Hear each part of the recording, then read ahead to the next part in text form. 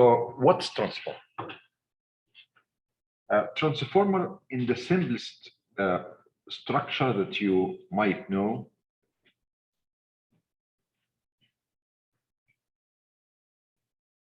an iron core, and you got two winding.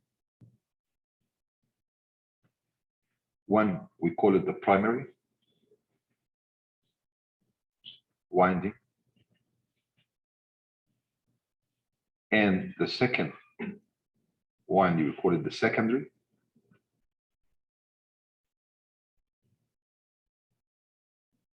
Why? So you can say there is no movable parts, it's static. So it's static device. You can say the first thing, static device, and it deals with electromagnetic. So static electromagnetic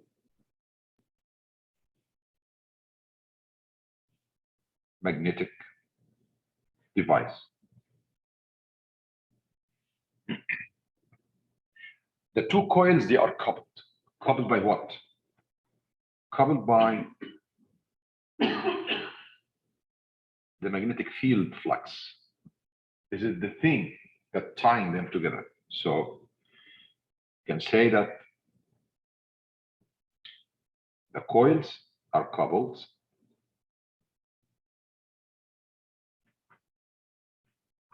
by the magnetic field.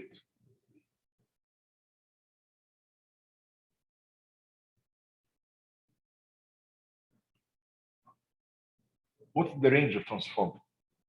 We have different ranges. You can have low current, low voltage, low power, and you can have very big power, like a power transformer. There are very small transformers. I work with transformer like it's like the fingertip, like that, very small, and you don't use it for a step up or step down transformer. Sometimes you find transformer the ratio 1:1. What does mean 1:1? It means that the number of turns on the primary side is equal to the number of turns on the secondary side. So you might wonder why they're doing that if it is not going to change the voltage, it's not going to step up or step down. No, sometimes in electronic circuit, we need isolation between two stages. So the best thing to do, use the transformer, because it's the primary side and secondary side, they are not in touch, they are not in physical contact, they are just related to each other by the magnetic flux. So it's a good isolation. It's really good. So that's one application, can be isolation when you have the turns ratio 1:1. Sometimes we have to increase the voltage or decrease the voltage, like when you do power supply electronics. The power supply produce DC voltage, and usually you need 12 voltage, 5 voltage, 9 voltage, that like the adapter when you have your charger. So you plug the adapter to the electricity to the wall. It has 120 volts, and you need 12. So it has transformers that step down the voltage from 120 to lower voltage like 14 volts, and then rectifier to rectify the signal, and you have DC. So we need electronics.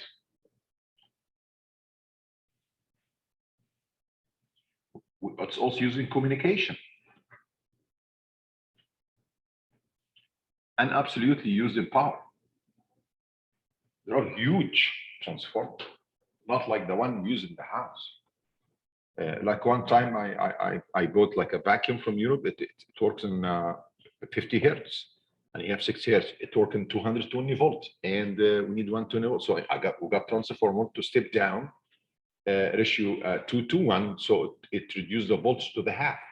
So that's okay. But in power transformer that we use it in substation, if somebody work in Georgia Power substation, they have huge transformers. They got to cool it down because it works with kilowatt, kilovolts. They use oil. They use oil inside the transformer to cool it down, like cars. So it's in the range kilowatt, kilovolt. So it also uses power. So there are many applications for the transformer. Well, let's see the structure of transformer. When you look at the transformer, it is iron core. And the iron core, I mean, if we just sketch one like that, that's and you'll find if you look at it, it has like sheets. You put sheets together. They don't make it solid from solid iron. No, sheets, very thin sheets. And there is isolation between each sheet and the other one. Very thin. I'm trying to make it as thin I can, but I can't. I mean, it's really, I mean, you look at it, I mean, you can see it. And they stick it together. Just, I remember when I was little, I told you I was interested in electricity. Then I look at the transformers, why? They have sheets and then they stick it back together. That's wasting time. Why didn't just get core, solid core, solid iron core? Then after I studied that, I found, yeah, because let's just make here to make it look clear. So sheets everywhere.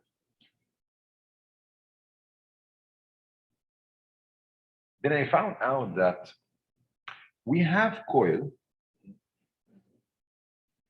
in both sides.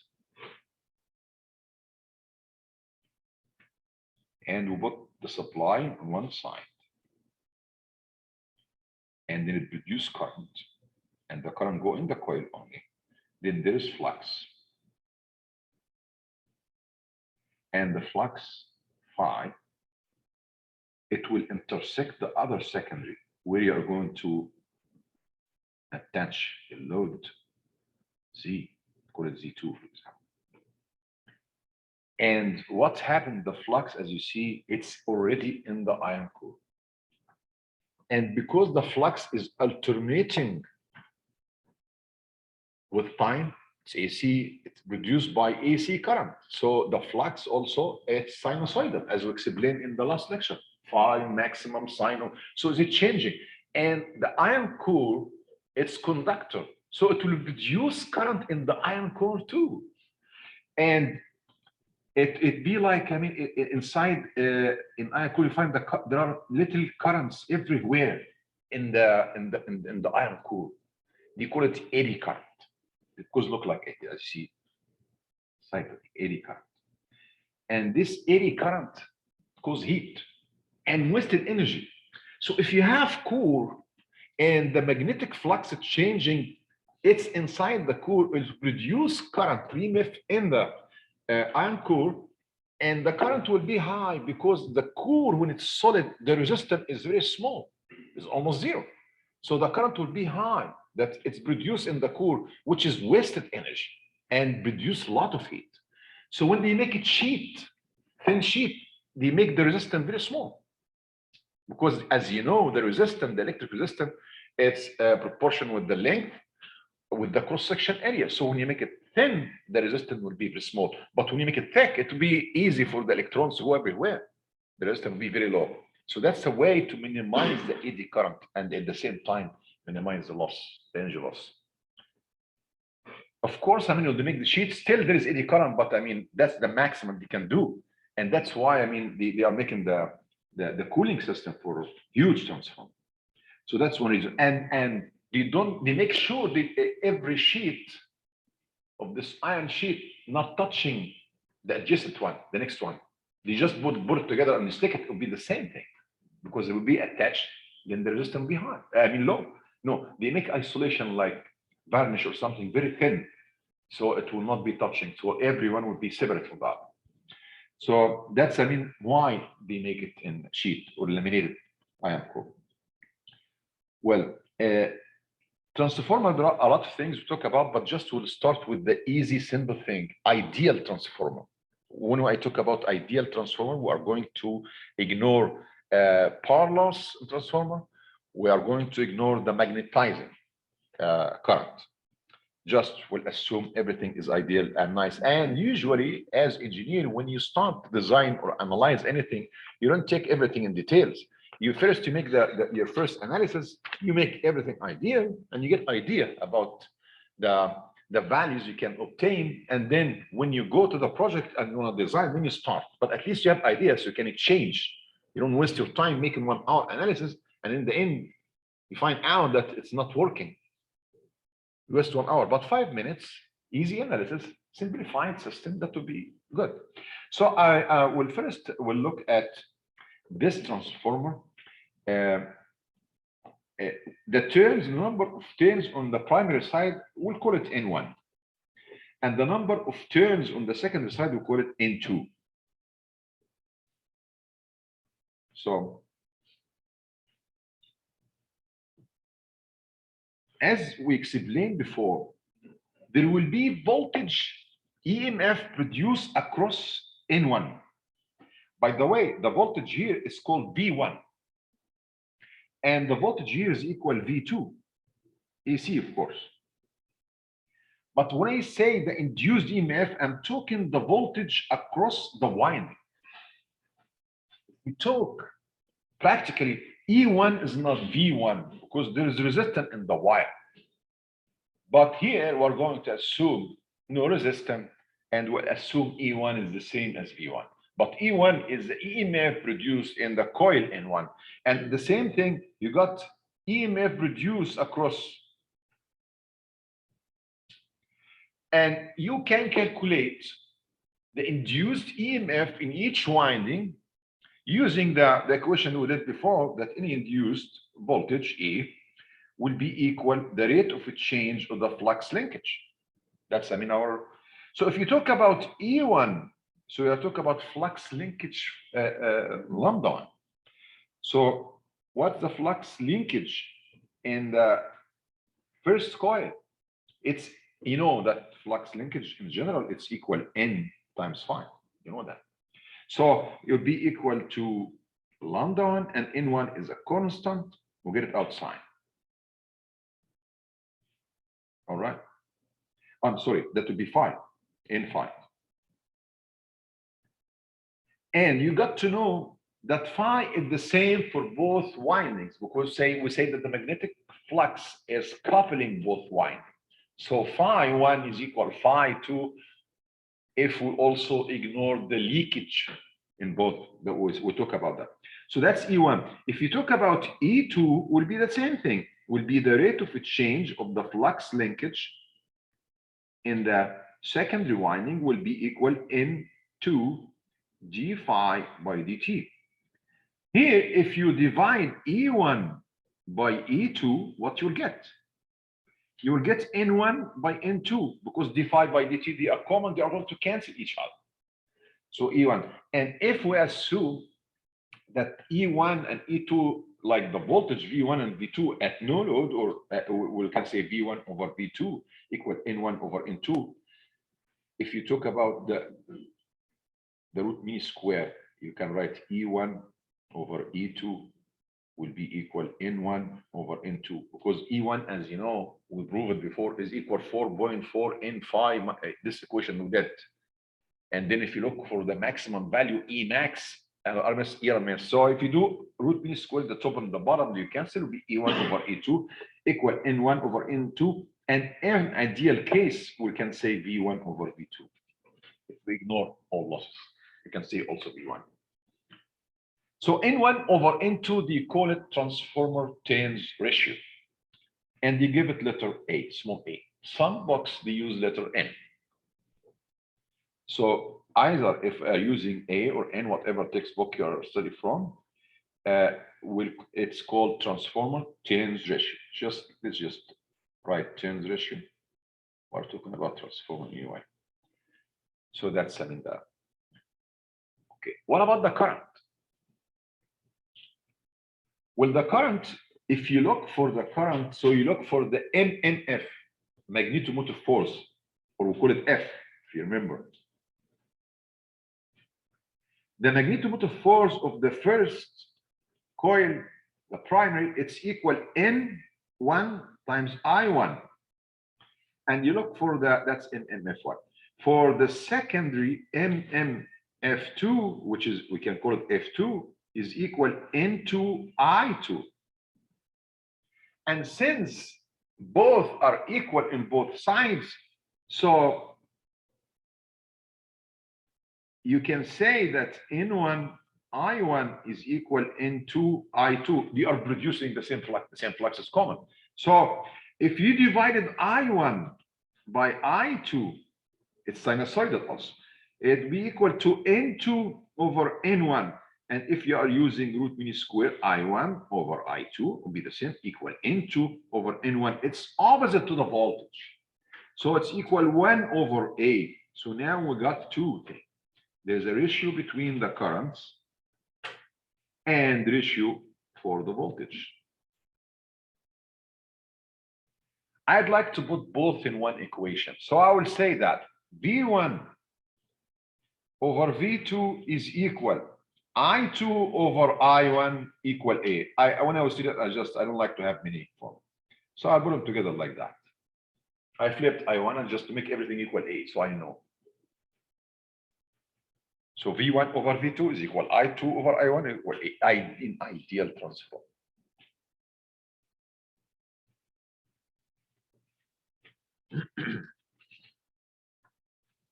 Don't forget E1 and E2.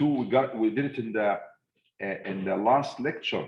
I will remind you how to find any EMF, and that's root mean square, by the way. So the equation was 4.44 frequency times N times phi max. That's the equation that we did it last time. And that's how they do it in Transformer 2, by the way. So we got this interesting form. We need to do something practical when you are having load impedance on the secondary and how you calculate the current. But there is something interesting in this equation. Observe, if you cross multiply V1 over V2 I2, you cross multiply, you can find that V1 I1 is equal V2 I2. Very interesting. It means that the input power equal the output power. And this is, in our all universe, the input equal the output. So the input power V1 I1 and the output V2 I2, they are equal because we assume in the beginning it's an ideal transformer and there is no loss. Okay. I'll go back to the sketch. How can you analyze a circuit like that? It has two sides, separated two sides, one primary, one. How can you make the analysis? So they thought about it, the engineer, how to find an equivalent circuit. There's just one circuit without coils at all. So he said, okay, I can look from the primary side and I will look at the impedance at the secondary, the load impedance, and I will see I will try to find the reflected impedance to the primary. How can I am sitting in the primary side? What is the value that I can see? Like, for example, if I have 100 ohm Z2, when you are at the primary, you will not see it 100 ohm. You will see different value because you are working with different voltage, different current than the secondary. So they thought about how can we do that? So if you have the transformer, usually when you make the circuit, you make it just simple like that. You don't draw the whole iron core. That's what you will see in the textbook. That's the transformer, simple. And sometimes you find like two parallel lines represent the iron core. And then you will connect the voltage supply, V1. You have your E1, if you're talking about the phasor. You have your E2, positive. You have your I1. You got here I2, and you got your load, Z2, and you got here V2. Ideally, V1 equal E1, V2 E2, but I'm saying ideally because in the future, after a lecture, we'll know it's not equal. There is a slight difference, and we'll know how to calculate. But it's not the issue now. The issue is that Z2, how can I see it in Z1? Well, you say if you have Z2 on the secondary side, how you calculate Z2? You divide V2 by I2. I said, okay. If you have Z1, if you have this impedance at the other side, Z1, what you'll get? You divide V1 by I1 if you put it on the other side. So you'll say, okay, what is the ratio? Z1, you can say Z2 dash. What does it mean? It means the equivalent impedance on the secondary side refer to the primary side. I call Z2 dash, but should be equal Z1. So what's the ratio? All right, Z2 over Z2 dash, or let me just flip it.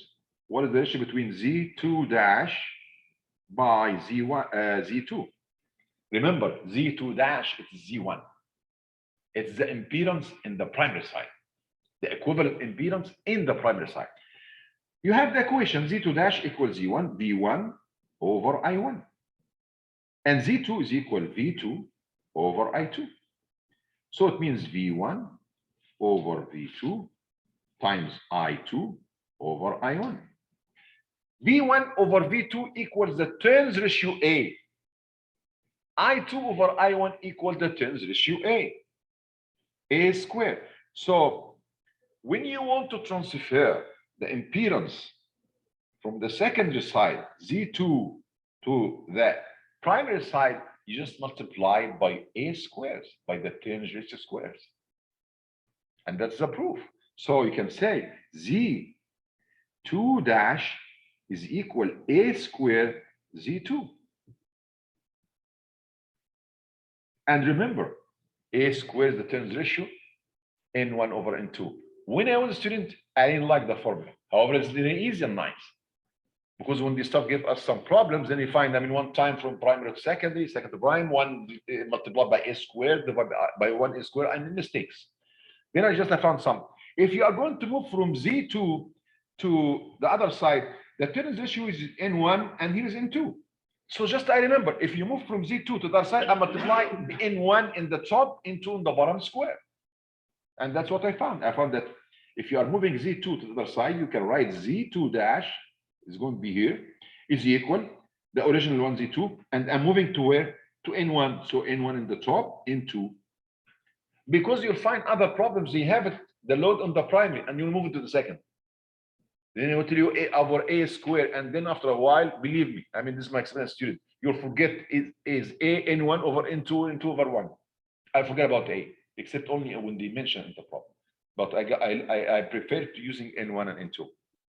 Well, is it helpful for solving that, to refer that? Yes, it's very helpful. Why?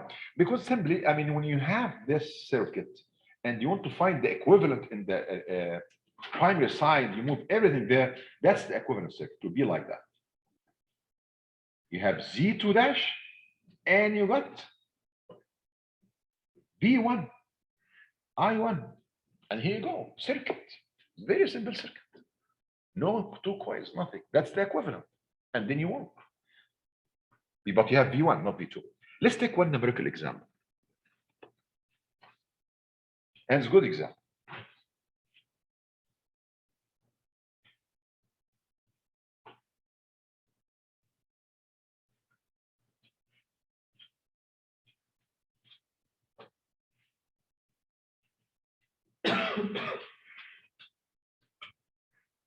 We have a transformer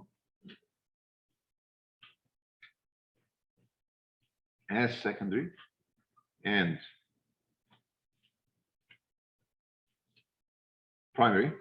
Here we have the supply, we call it V1, and we know that N1, N2, and we attach here load at the secondary, Z2, E1, I'm sorry, E2, E1, and you got here V2. And as you see, V2 is equal to 2. You got the current here, I1, you got the current I2, and we hope that we can just make everything in the prime. It's giving that the impedance of the load Z2 is equal to 5 on angle 30-degree ohm. The voltage of the supply, which is V1, is equal to 200 volts. Obviously, it's root mean square. And the frequency is 60 hertz. So it's AC.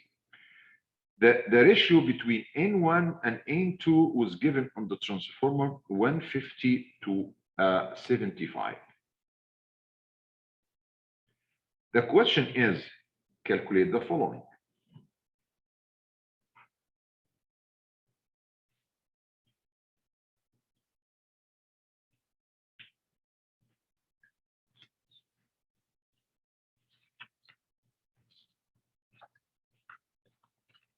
We need to calculate the impedance equivalent on the other side. We need to calculate the current I2 and the power factor 2. And we need to calculate I1 and the power factor 1. And we need also P1 and P2, the power on primary side and the power on secondary side. Everything. So just let's look at the problem here. First, I can calculate the equivalent impedance to the other side very easy. I will just leave this now. I'm interested now to find the current on the secondary side. Z2 is given 5 on angle 30. And if you want to calculate the current I2, you divide V2 by Z2, but you do not have the value for V2. So how can you find V2? Given V1. V1 is given. V1 is equal to 200 voltage and say angle 0. So if you have V1, can you get V2? Yes. How we can get it? With tens ratio. Exactly. Because we know that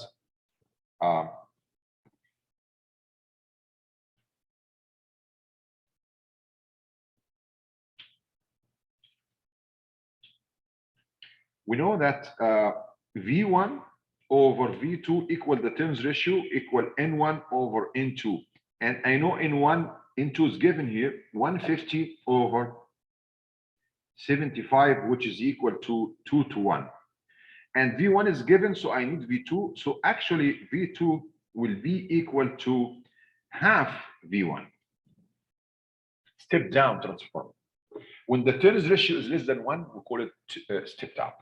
And it be equal 1/2, and V1 is equal 200 on angle 0. So you get 100 angle 0. That's the V2, the voltage across the second. Great. I know that the impedance is given in the circuit. The impedance Z2 is equal to 5 on angle 30. And I know now V2, and I need to find the current I2. So I2 will be equal V2 divided by Z2. V2 is equal 100 on angle 0 divided by the impedance 5 on angle 30. So the answer will be 20, right? On angle negative 30, M. That's I2. That's the first thing. So I got I2. I need the power factor. Easy. I have the voltage and the current. I can get the power factor. I'd like to sketch here the phasor diagram. That's the voltage V2 in angle 0, 100. It's equal 100 on angle 0. And I got the current behind by 30 degrees. That's I2. And the magnitude is equal 20. And the angle is equal 30. So the current is lagging. So I know it's inductive. To find the power factor is cosine the angle between the voltage and the current, which is 30. So I will say the power factor 2 is equal to cosine 30, which is equal, what's cosine 30? Radical 3 over 2. Well, let's find decimal. Yeah, and decimal will be equal to 0.866, and we have to write lagging. So I got the power factor. Can I calculate the power? Yes, I can calculate the power too. Yeah. How you find the power? Well, S2, I like the complex part. S2 is equal V2 I2 conjugate. V2 is equal to 100 on angle 0. I2 conjugate, I2 will be 20, and since conjugate, I'm going to change the sign of the angle, would be 30. So I got multiply, I got 2 times 2 is 4,000 on angle 30. Using the complex, you can get P and Q, but I'm not interested in Q. They didn't ask about Q. So the power 2 will be equal the magnitude 40,000 cosine the angle 30. B2 has a value of 100. Pardon me? Oh. B2 I thought was 100. Yeah, 100. Yeah, that's 100. Yeah, that's right. You're right. That's right. So that's 100. So you have 100. So 100 times be 2,000. And 2,000. Now I want to find the power. Will be 2,000 times cosine 30 multiplied by 0.866. What you get? It's 1732 watt. So I'm done with the secondary side. I got everything is easy now. All right. Now, how can you get the impedance reflected to the other side from secondary part? Yes. Why did I2 equal change to positive from it with negative? Because the conjugate, because how you find the apparent power, yes. That will help you to find, it won't affect the power actually, but will affect the sign of the Q. And now I'm going to get the reflected impedance from the secondary side to the primary side. And I know that I'm going to move Z2 to Z2 dash. On the other side, N1. So Z2 dash will be equal to N1 over N2 square Z2. So Z2 dash is equal to N1 over N2. That will be equal to 2, I think. Yes. Right. Let me check N1 over N2. Yes, 2. 2 square times Z2, which is equal to 5 on angle 30. So that you have 4 times that will be 20, 30 ohm. Look at that. The impedance, which is 5 ohm on the secondary side, it looks like 20 on the primary side. I know the relationship is the square of the turns ratio. I'm going to tell you about something interesting then. So now I can sketch the equivalent circuit on the primary side. I have now V1 and I have Z2 dash, which is equal to 20 on angle 30 ohm, and that's the current I1. Now I can get everything. I1 is equal V1 over Z1, or we get Z2 dash. Because why I don't write Z1? Z1, if the impedance physically existed in the first place in the primary side, but I'm doing here, I'm getting the equivalent impedance to the secondary side. So V1 is equal to it's given 200, right? 200 angle 0. And Z2 dash is equal 20 on angle 30. That will be equal to 10. Yes, 10 and angle minus 30. Yeah. Just I want to look at the values we get. I don't like to solve problems, get values, and then just think about it. The when you look at the transformer, it's two sides. The voltage here was 200. It was 100. When I calculated the current in the secondary, what we got here, we got 20. Forget about the angle. 20. So I got 20. And now in the primary, I got 10. Life is fair. You decrease the voltage on the secondary, but the current is higher. The primary, the voltage is higher, the current is lower. So life is fair. That's number one. Number two, power equal power. If you calculate the power, 200 times 10 is 2,000. 20 times 100 is 2,000. Power is the same. Then you know that you are in the right track. So that's just I want to tell you about this observation. And now we can calculate. You get power factor 1. It's very simple, because if you sketch, you will have the voltage V1 is equal to 200 and angle 0, and the current I1 is the same angle. Didn't change, 30 degree minus. You'll find the power factor cosine 30 again is equal 0.866 lagging. No change happened in power factor. You can calculate P1. I already did. It's going to be the same. But if you do it, I mean, in the right way, S1 is equal V1 I1 conjugate. This formula is really very useful. Use it. V1 is equal to 200 on angle 0. And the current I1 is equal to 10 on angle negative 30. Make it the conjugate to be plus 30. That's why it's bolstered. Again, you will have the same thing, 2000 on angle 30. So the power P1 will be equal to 2000 times cosine theta, which is cosine 30. You will get the same value that we got it before, which is 1732 watt, the same power. You want to calculate Q also be the same. Everything is the same.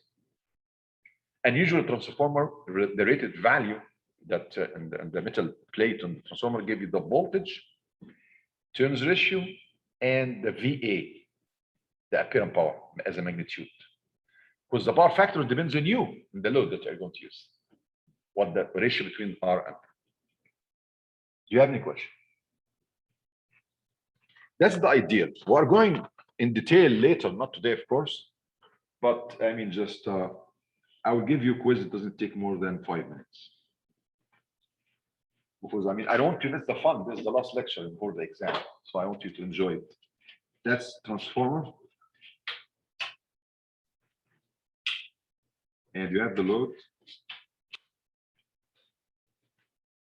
And you got the source. 120 voltage, 60 hertz.